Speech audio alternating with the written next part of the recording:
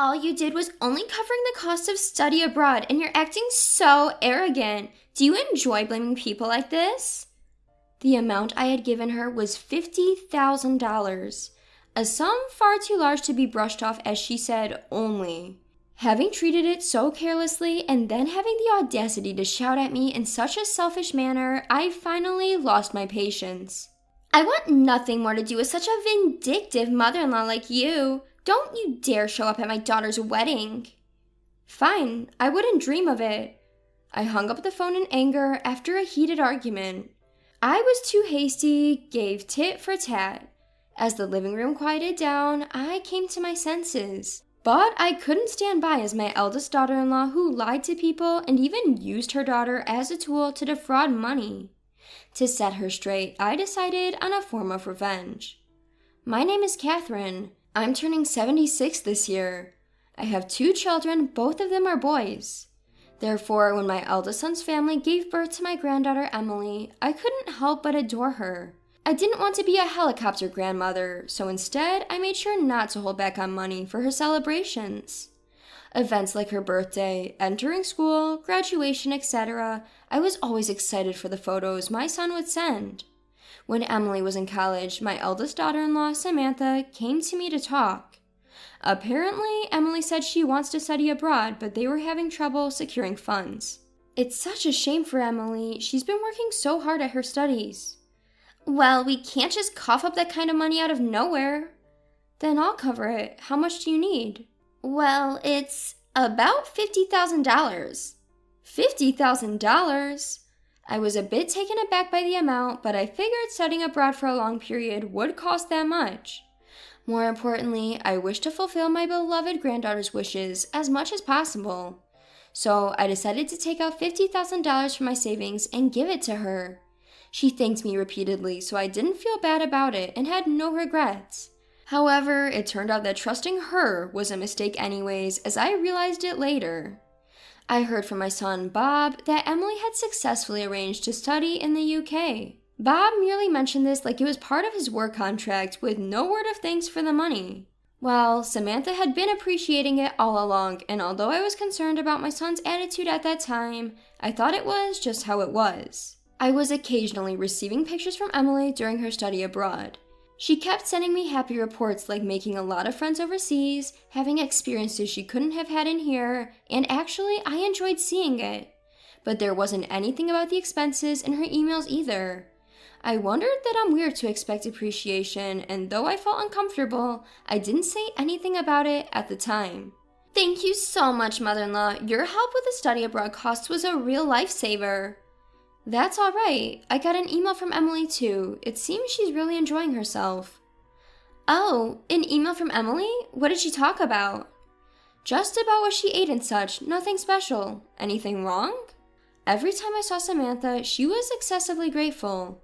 Maybe Samantha had taken care of all the study abroad arrangements for Emily and hadn't really talked about the money aspect between the two of them. I decided to tell myself this to make sense of it all. Wanting both of them to be grateful might be too conceited. Though I felt a bit annoying, I tried not to think too much about it. It was a few years later when these annoyances became clear, when I heard she graduated college and was going to have a wedding. The news of her wedding came in the form of an invitation from her. I was thrilled. It feels like it happened to me when I found the cute message card in the mailbox. Riding on that momentum, I gave her a call. While making small talk, I conveyed a lot of congratulations. During the small talk, thanks to an inconsistency I discovered, I finally realized what had been making me feel uncomfortable all this time. Emily dear, I got your invitation. Congratulations! Thanks, Grandma. Will you come to the wedding? Of course. It was during this seemingly ordinary conversation. We had a great conversation about good old days, and suddenly it turned to her studying abroad during college. She spoke of her experiences as much as she could remember what she studied, how it was at the foreign college. That sounds like a great memory. Just listening to it makes me happy. It really was. If I didn't have to worry about money, it would have been perfect. Huh? What about money? Yeah, I had to take out a scholarship for the study abroad. There were a lot of conditions and it was tough. I tilted my head at her words. I was certain that I had given Samantha $50,000 for Emily's study abroad expenses. With looking at my bank book, I reconfirmed that. I told her that even though I was puzzled by her story, but she insisted that she had secured a scholarship on her own with researching the conditions for the study abroad expenses. No mistake, I have all the documents of the scholarship when I borrowed it. I don't get it. I definitely gave the money to Samantha after discussing it with her. Over the phone, we were both puzzled over. But no matter how much we thought, we couldn't figure out the truth. She said she would check with her mother, then hung up. I worried about what could have happened to such a large amount of money as $50,000. But the next day, I was shocked to know the truth by a phone call from Samantha. "Oh, Samantha, good timing. I wanted to ask you something." "Hey, please don't say unnecessary things to Emily." Samantha shouted at the top of her voice without even greeting me. I didn't want to doubt, but the unnecessary things I told Emily must be about the study abroad expenses. With her voice, I was sure that she had done something with the $50,000. I confronted Samantha with a loud voice as she did to reveal the truth. "What do you mean by unnecessary things? I thought I gave the money for Emily's study abroad expenses." "So? I've already said thank you for that." "But Emily said she borrowed a scholarship. What did you do with the $50,000? When I asked about the usage, Samantha mumbled and tried to cover up. After questioning her heavily several times, Samantha started to make excuses like it was for Emily's wedding, or she was struggling with tuition for college, and those were obviously lies. Losing my patience, I pressed her even harder. "If that's the case, I would have paid if you had told me honestly. What I want to know is why you lied about it." Whatever. Are you regretting giving them money now?" "I just want to know why you lied to get such a large amount of money." When I confronted her, Samantha tried to change the subject by raising her voice. I was getting frustrated with Samantha, who kept lying and trying to cover up. But I stubbornly brought the conversation back to the point and kept asking for the reason, and then she finally snapped and lashed out at me. I was enraged by her audacity, defiantly brushing off the fact that she had deceitfully obtained a large amount of money, like $50,000. "All you did was only covering the cost of study abroad, and you're acting so arrogant. Do you enjoy blaming people like this?" "The one who did something to be blamed for is you, isn't it? Surely you didn't use that money for yourself, did you?" "You're so persistent. I want nothing more to do with such a vindictive mother-in-law like you. Don't you dare show up at my daughter's wedding." At her incredibly selfish remarks, I was finally fed up and responded, "I wouldn't dream of it," before hanging up the phone. I was too hasty, gave tit for tat. As the living room quieted down, I came to my senses. But I couldn't settle down without making my eldest son's wife, who had lied and used her daughter as a pretext to deceive money, face the music. I decided to take some revenge to correct Samantha's dishonesty. Though I had agreed to attend once, my heart was quite painful to inform Emily that I couldn't attend her wedding. However, I couldn't forgive what Samantha has done because I loved my grandchild. Taking a deep breath, I sent an email to Emily. Because of my distrust in Samantha, I conveyed my desire to hand over the wedding gift directly and decided to meet Emily outside. Grandma, you're not coming to the wedding?" "I'm sorry, I have some circumstances this time." "You always say that, Grandma, but you never come to my celebrations." Emily's words made me freeze for a moment. I had been refusing to participate in celebrations, trying not to be a helicopter grandmother. Instead, I have always been willing to provide financial assistance. But upon further reflection, I started worrying about interfering too much because Samantha seemed displeased. Regarding Emily's celebrations, I thought I had been satisfied with just photos, but maybe I was just being avoided without noticing. The money I had been giving for celebrations might not have been used for Emily after all. Thinking about that, I felt the blood drain from my face. "You know, Emily dear, I actually gave your mother the money for your study abroad fees." "I heard that from my mom, but she said she didn't receive it." "So when she called me, I asked her about it." I told her about the conversation with Samantha on the phone the other day, how she had evaded telling the usage of $50,000 and how she had furiously yelled at me. Emily might not believe that her mother did such a thing, but despite my worries, Emily lowered her eyes and muttered, "I see." "Mom, she can lie through her teeth without blinking. She tells blatant lies, and if you call her out on it, she turns around and yells." I see. That's why I trust what you say. It's unforgivable that she'd swindle money. Emily took my hand and said, "Let's get back at her." Given that I wanted Samantha to reflect on her actions, her granddaughter's proposition was a welcome opportunity. Emily worried Samantha might treat me unkindly even at the wedding and suggested regretfully that I don't attend. Instead, she invited me to the pre-wedding photo shoot. But is that all right? Aren't such pictures usually taken with the family? It's fine. I'd rather take them with Grandma than a mother who's always lying. I've always felt sad that there are no photos of Grandma in our albums. A month after this conversation, after discussing with her groom, Emily decided to move the photo shoot earlier to avoid any interference with Samantha. Seeing Emily in her wedding attire was even more splendid than in pictures, and I couldn't help but get excited. Observing the situation, Bob chuckled while offering an apologetic bow. It seems Bob had concerns about Samantha's attitude too. Upon hearing the story from Emily, he seemed to be convinced. "Mom, I'm sorry about everything. I couldn't invite you to Emily's celebration because Samantha told me about your leg condition." I see. By the way, the money I gave Emily, is that all safe? I think so. I was there to receive it with her. That's good then. Bob seemed that he had other concerns about Samantha, and I was told that he is looking into it by himself. Both Emily and Bob seemed upset with Samantha's actions, and also this time with large amount of money.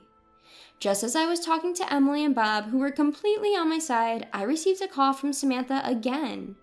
Apparently, she noticed the change in the pre-wedding photo shoot schedule and wasn't happy about it. She decided to call and berate me. "Hey, mother-in-law, what have you done?" "What are you talking about?"